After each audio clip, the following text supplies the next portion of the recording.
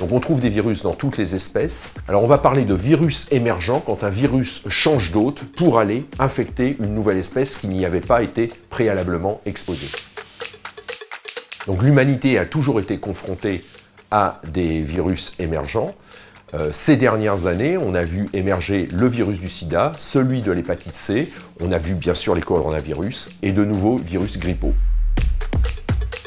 Il faut savoir qu'on a très peu de choses dans notre arsenal thérapeutique contre les virus. Il a fallu 15 ans de travail intense pour développer des trithérapies efficaces contre le VIH, par exemple. Maintenant, on arrive aussi à soigner le virus de l'hépatite C, mais c'est un travail de longue haleine.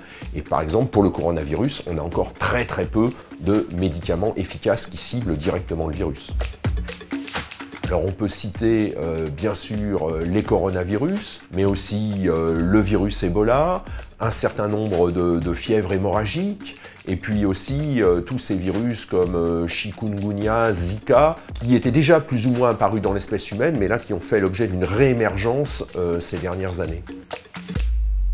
En général, un virus vraiment nouveau dans l'espèce humaine, comme le coronavirus qu'on connaît à l'heure actuelle, c'est un virus qui était dans une espèce animale et qui a franchi la barrière d'espèce, c'est-à-dire qui est passé de l'animal à l'homme. Certains virus sont aussi vectorisés par des insectes, et donc si le territoire de l'insecte varie, eh bien l'insecte va être en contact avec des nouvelles populations à qui il va pouvoir transmettre le virus.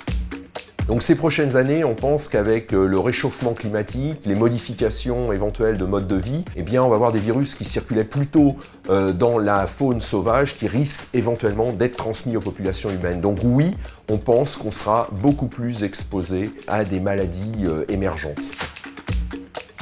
Donc la recherche fondamentale est essentielle pour lutter contre les virus de façon générale et bien sûr les virus émergents. Quand on cherche à comprendre un mécanisme par exemple d'interaction entre un virus et son hôte, eh bien quand on a compris ce mécanisme, on peut ensuite chercher à le bloquer. Et c'est comme ça qu'on va déterminer des nouvelles stratégies antivirales qui vont conduire par exemple à la mise au point de molécules qui ont une action contre le virus.